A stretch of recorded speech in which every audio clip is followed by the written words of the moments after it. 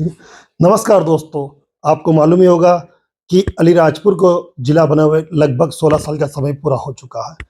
इस 16 साल में अलीराजपुर जिले में लगभग 11 कलेक्टर्स अपनी सेवाएँ दे चुके हैं।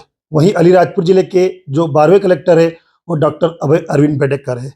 इन्हीं 12 कलेक्टरों में से एक कलेक्टर ऐसे हैं जिन्होंने सामाजिक सरोकार के क्षेत्र में एक अभिनव कार्य किया है और वह कलेक्टर है अलीराजपुर जिले के वर्तमान कलेक्टर डॉक्टर अभय अरविंद बेडेकर, जिन्होंने सामाजिक क्षेत्र में एक एक अभिनव पहल करते हुए उन लोगों की आर्थिक मदद की है जिन्हें अत्यंत आवश्यकता थी। आपने सोशल मीडिया पे, समाचार पत्रों पे या आपने टेलीविज़न में भी देखा होगा कि कलेक्टर साहब के द्वारा आर्थिक मदद की गई है। तो अलीराजपुर जिले में लगभग कितने लोग लाभान्वित हुए, इस कलेक्टर डॉक्टर अभय अरविंद बेडेकर के इस 15 महीने के कार्यकाल में हम बात करेंगे। सर जी सर नमस्कार। सबसे पहले सर आपको धन्यवाद कि आज आप हमारे साथ जुड़े हो। सर आपका लगभग 15 महीने का कार्यकाल हो चुका है। इस 15 महीने के कार्यकाल में आपने एक सामाजिक सरोकार के कार्य क्षेत्र अच्छा किया सर।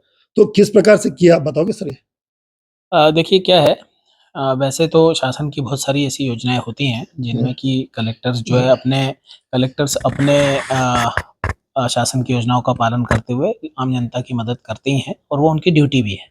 परंतु कुछ काम ऐसे रहते हैं जिनमें शासन की कई बार योजनाएँ नहीं रहती हैं या कुछ तात्कालिक ऐसे कार्य रहते हैं जिसमें कि कई बार ऐसा महसूस होता है कि अब इसमें कैसे मदद करें।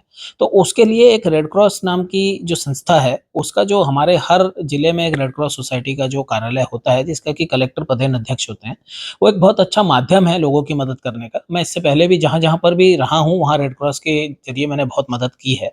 इंदौर में भी था, वहाँ पर भी हम लोग ने बहुत प्रयास किया कि लोगों की रेड क्रॉस के ज़रिए मदद की जाए। पर अलीराजपुर बेसिकली एक गरीब जिला है, पिछड़ा हुआ जिला है और यहाँ पर गरीब और जिन नीडी लोग जिन्हें हम कहेंगे, जिनको ज़रूरत है, ऐसे लोगों की संख्या भी बहुत है।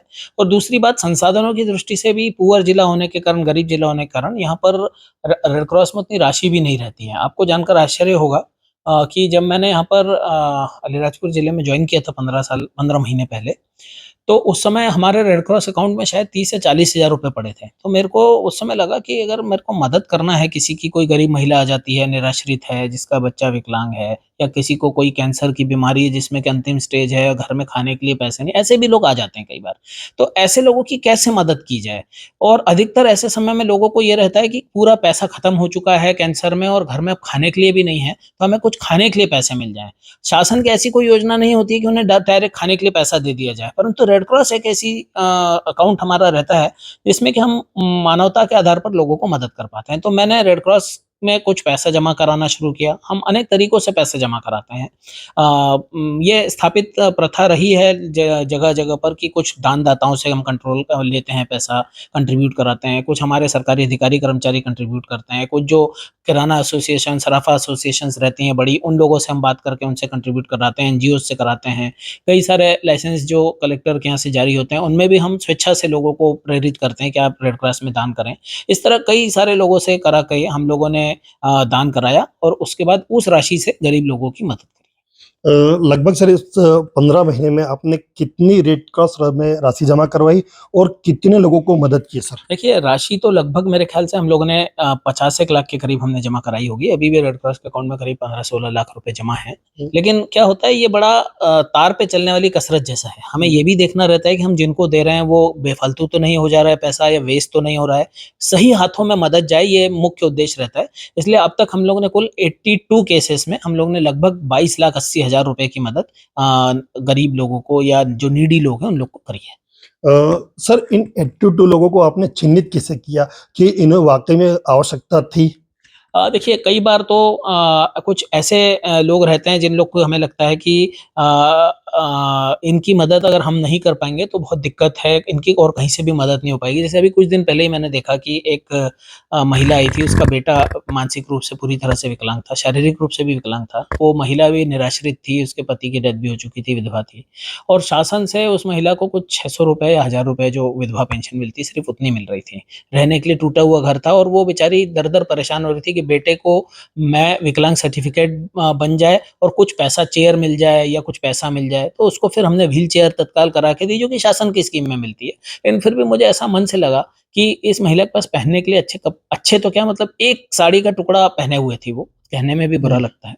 तो मैंने फिर उनको 20,000 रुपए दिए कि कम से कम बच्चा और वो ठीक कपड़े अपना तन ढक सकें और कम से कम कुछ थोड़ा-सा खा सकें, जो कि उन्होंने बहुत दिनों से ऐसा मुझे लग रहा था खाना भी शायद उन्हें मिला है कि नहीं। तो शासन की योजनाएँ तो रहती हैं, उन्हें राशन भी 5 किलो का था वो मिल रहा था, परंतु उसके बावजूद भी बहुत सारी चीज़ें ऐसी होती हैं जो पूरी नहीं हो पाती। तो इस तरह के जो लोग आते हैं, उसमें मुझे नहीं लगता कि अपनी आँखों से देखने से अपने को लग जाता है कि इसको तो मदद की ज़रूरत है, तो ऐसे लोगों की हम मदद कर देते हैं।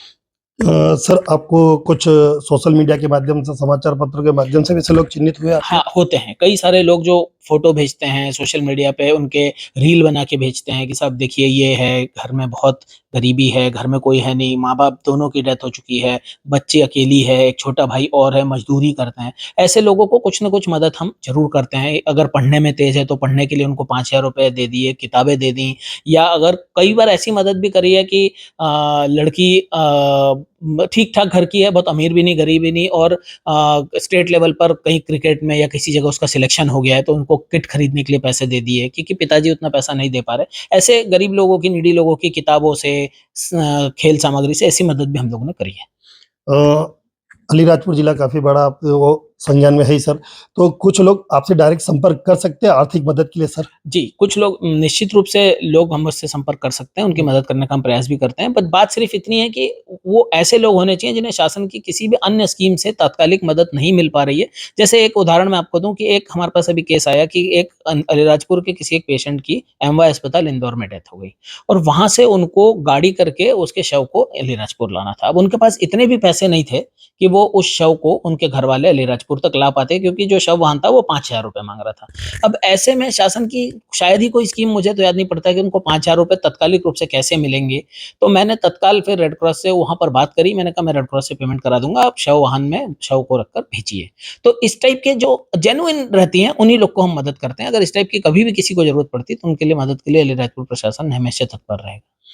कुछ सर सोशल मीडिया पे हमने तस्वीरें देखी कि आपने कुछ क्रिकेट के क्षेत्र में आगे बढ़ रहे कुछ लड़कों को आपके घर बुलाकर भी आपने आर्थिक मदद करी है।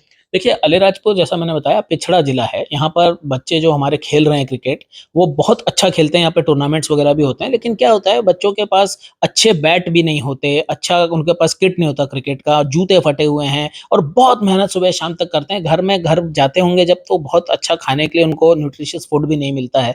और अगर इनमें से कोई बच्चे सिलेक्ट हो जाते हैं और आगे उनके लिए अगर चांस बनता है, तो उनके लिए मदद करने का हमारे पास कोई दूसरा सोर्स नहीं होता। तो ऐसे लोगों को किट खरीदने के लिए हम लोग रेड क्रॉस जैसी जो हमारा काउंटर था, उसी से मदद कर पाते हैं, तो उन लोग की भी मदद की गई है।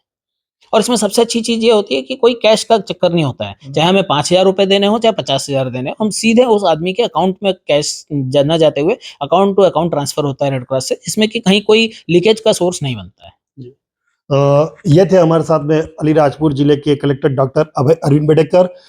इस 16 साल के जो कार्यकाल हो चुका अलीराजपुर जिले का, लगभग पहले कलेक्टर ऐसे रहे जिन्होंने अपने 15 महीने के कार्यकाल में 82 लोगों को आर्थिक मदद की है, लगभग 30 लाख रुपए की राशि के माध्यम से। आप बने रहिए हमारे साथ। राकेश चौहान, अलीराजपुर।